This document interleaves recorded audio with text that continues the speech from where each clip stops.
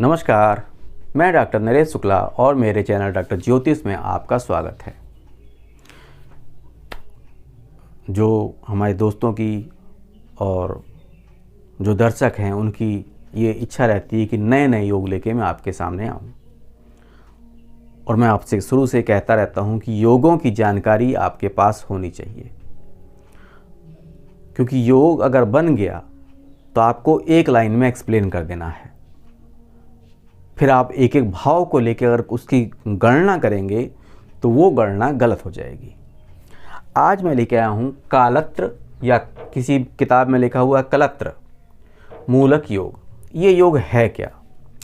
अगर ये योग बन जाता है, बहुत अच्छा योग है, तो आप पत्नी से,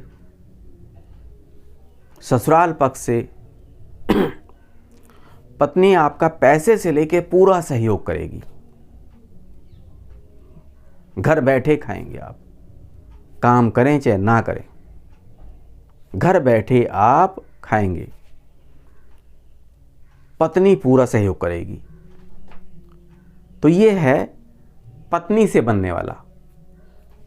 पत्नी तो सहयोग करती ही करती है, लेकिन पैसे, धन संपदा से आपका पूरा सहयोग करेगी और आप बैठ के खाएंगे। क्योंकि ऐसी कुंडलियाँ आती रहती हैं तो मैं उसको एक लाइन में ही एक्सप्लेन कर देता हूँ, इतना तो। अब इसको मैं एक एक भाव से लेके अगर गणना करूँ तो गलत हो जाऊँगा। तो कालत्र मूलक में है क्या, या कलत्र मूलक में अगर सेकंड भाव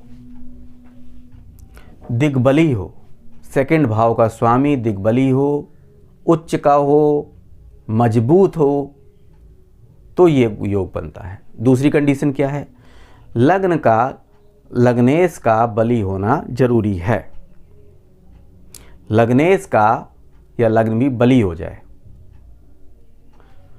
अब सेकंड भाव का संबंध अगर सप्तम भाव से हो जाए तो ये योग बन गया।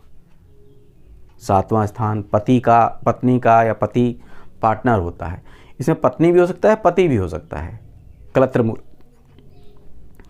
मान लिया कोई जेंट्स है, उसकी कुंडली में बन रहा है तो आपको पत्नी से लाभ होगा। पत्नी में बन रहा है तो पति से लाभ होगा। कैसे होगा? सेकंड भाव का मजबूत होना। मैंने एक यहाँ एग्जाम्पल कुंडली ली है। सेकंड भाव का बली होना और सेकंड भाव के स्वामी का बली होना बहुत जरूरी है। सेकंड भाव का स्वामी ही अगर बली हो गया तो सेकंड भाव बली है। द्वितीय बली हो गया, सेकंड भाव अपने आप बली हो गया। उसका संबंध सप्तम स्थान से या सप्तम के स्वामी से होना चाहिए। तो मैं फिर यहां पर ये एग्जाम्पल कुंडली है, बुध को लिया है यहां पर। अब देखिए, सेकंड भाव बली हो गया, दूसरा भाव बुध यहां पर उच्च का हो गया, बली हो गया, बहुत ज़्यादा बली हो गया, मजबूत।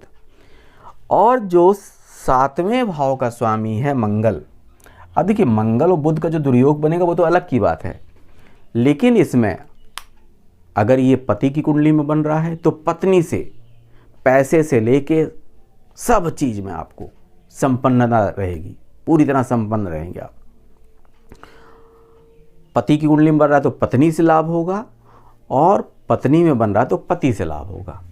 लेकिन लग्नेश का मजबूत होना, अब इसमें लग्नेश है शुक्र।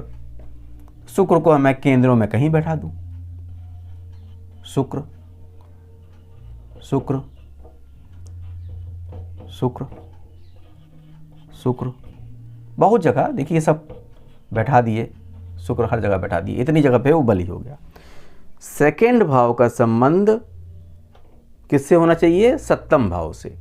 तो मैंने यहाँ पर सप्तम भाव से कर दिया। अब बुध और मंगल का जो कभी तो कोई दुर्योग बनता है वो अलग है, उनके बारे में बाद में सोचेंगे। लेकिन कलत्र मूलक में है कि पत्नी से आप, या जो आपका अपोजिट सेक्स है उससे आप, अगर पत्नी से बनेगा तो पति से आप लाभ कमाएंगी। लाभ मतलब पैसे, धन संपदा, क्योंकि सेकंड भाव अनर्जित, बिना कमाया हुआ धन है। यह धन संचय है, तो पत्नी से आप लाभ कमाएंगे। अब थोड़ी सी इसमें टेक्निकल में बताने जा रहा हूं। वैसे यहां तक ये खत्म हो गया है। जो और भी सुनना चाहते हैं और जानना चाहते हैं योग के बारे में, उसके बारे में, क्योंकि मैं दोनों तरह के ये योग जान चुका हूं, इसके आगे जो मैं एक्सप्लेन करने जा रहा हूं। अगर योग यहां तक खत्म हो गया, पत्नी से आपको धन की प्राप्ति होगी।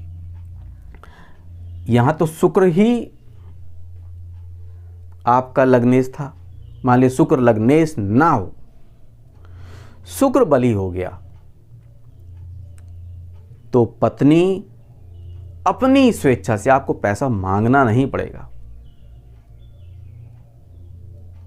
आपका पूरा आधिपत्य होगा पत्नी के धन पे, पत्नी के ससुराल पे, अगर शुक्र बली हो गया। मतलब आप दामाद बनेंगे लेकिन राज करेंगे। अगर शुक्र बली नहीं है, इस कंडीशन में क्या होगा? योग वहीं पर खत्म हो गया था, ये टेक्निकल पॉइंट है थोड़ा सा। अगर शुक्र बली नहीं है तब क्या होगा? तो आपको पत्नी से तो मिलेगा धन, लेकिन इसमें पत्नी का आधिपत्य आपके ऊपर होगा, पूरी कंट्रोलिंग होगी। ये दोनों ही तरह की कुंडलियों में देख चुका हूं। योग ये एक्सप्लेन किसी किताब का नहीं है। जो योग है वो उतना ही है, कालत्र या कलत्र मूलक। कुछ किताबों में कलत्र लिखा है, किसी में कालत्र लिखा है, जो आपको अच्छा लगे। लेकिन मेन समझाने का जो मोटिव था मेरे पास वो ये था कि सेकंड भाव बली होना चाहिए, उसका संबंध सप्तम से होना चाहिए। तो मैंने सप्तम भाव से कर दिया इसका संबंध। यहीं पर ये योग खत्म हो जाता है। तो पत्नी से आपको धन संपदा मिल सकती है, वैभव सम्मान मिल सकता है, और अगर शुक्र बली नहीं है तो पैसा वगैरह तो सब मिलेगा, लेकिन आधिपत्य उसका रहेगा, पत्नी का। तो अगर देखिए आपकी कुंडली में है तो पत्नी से कहा जाता ना, कुछ एस्ट्रोलॉजर कहते हैं कि शादी होने के बाद आपका भाग्य खुलेगा। वो क्यों कहते हैं?